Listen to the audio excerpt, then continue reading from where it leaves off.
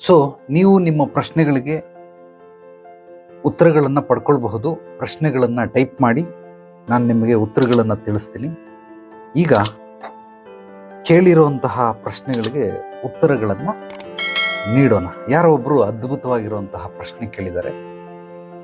ಕಾರಣ ಏನು ಅಂದರೆ, ನಾಭಿಯಿಂದ ಉಸಿರಾಡಬೇಕು ಅಂತ ಹೇಳಿದ್ರಿ ಯಾವುದೋ ಒಂದು ವಿಡಿಯೋದಲ್ಲಿ. ಅದು ಹೇಗೆ ಅಂತ ಹೇಳ್ಕೊಟ್ಟಿಲ್ಲ, ದಯಮಾಡಿ ತಿಳಿಸ್ಕೊಡಿ ಅಂತ.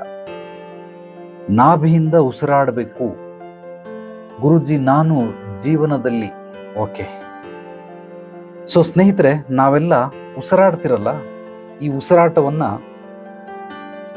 ಗಂಟ್ಲವರೆಗೂ ಕೆಲವರು ಉಸಿರಾಡ್ತಾರೆ, ನೀವು ಗಮನಿಸಬಹುದು. ಕೆಲವರು ಎದೆವರೆಗೂ ಉಸಿರಾಡ್ತಾರೆ, ಮತ್ತೆ ಕೆಲವರು ಎದೆ ಮತ್ತೆ ನಾಭಿ ಇದೆರಡರ ಮಧ್ಯಭಾಗದವರೆಗೂ, ಅಂದ್ರೆ ಎದೆಯ ಕೆಳಭಾಗದವರೆಗೂ ಉಸಿರಾಡ್ತಾರೆ. ಮತ್ತೆ ಕೆಲವರು ನಾಭಿಯಿಂದ ಉಸಿರಾಡ್ತಾರೆ.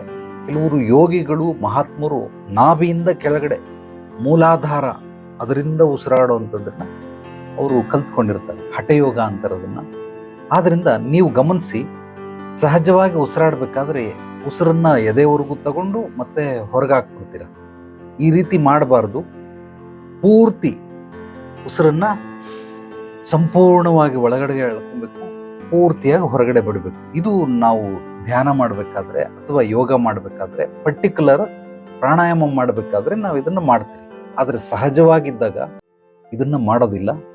ಸಂಪೂರ್ಣವಾಗಿ ನಿಮಗೆ ಯಾವಾಗ ಜಾಗೃತ ಮನಸ್ಸು ಎಚ್ಚರವಾಗುತ್ತೆ, ಅರಿವಿಗೆ ಬರುತ್ತದೆ, ಆಗ ಉಸಿರಿನ ಮೇಲೆ ಯಾವಾಗ ಅರಿವಿಗೆ ಬರ್ತದೆ ಆಗ ನೀವು ದೀರ್ಘವಾಗಿ ಉಸಿರನ್ನ ಎಳ್ಕೊಳ್ಳಿ, ಎದೆಯನ್ನ ತುಂಬಿಕೊಳ್ಳಿ, ಎದೆ ಉಬ್ಬಬೇಕು.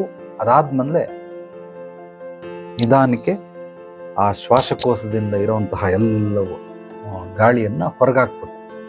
ಇದನ್ನ ನಾವು ಮಾಡಿದಾಗ ನಾಭಿಯಿಂದ ಉಸಿರು ತಗೊಳ್ಬಹುದು ಅಂತ ಕರಿಬಹುದು. ಉದಾಹರಣೆಗೆ, ಯಾರಾದ್ರೂ ಕರೆದ್ರೆ ನಾವು ಮೂಗುಡ್ತೀರಿ. ಫಾರ್ ಎಕ್ಸಾಂಪಲ್, ನಮ್ಮಮ್ಮ ಕರೆದ್ರು ಆ ಅಂತಿರ್ರಿ. ಇದೇನು ಅಂದ್ರೆ ಬಾಯಿಂದ ಹೇಳಿರೋ ಆ ಅಂತ, ಅಥವಾ ಬಂದೆ. ಕೆಲವರು ಮೂಗಿಂದ ಹೇಳ್ತಾರೆ ಈ ಅಲ್ಲನ್ನ ಕಚ್ಕೊಂಡು ಅಂದ್ರೆ ಅಲ್ಲೆಲ್ಲ ಜುಮ್ ಅಂತದೆ, ನೀವು ಕೇಳಬಹುದು. ಇದು ಮೂಗಿಂದ ಕೊಡುವಂತಹ ಉತ್ತರ. ಇನ್ನ ಕೆಲವರು ಗಂಟ್ಲಿಂದ ಕೊಡ್ತಾರೆ ಆ.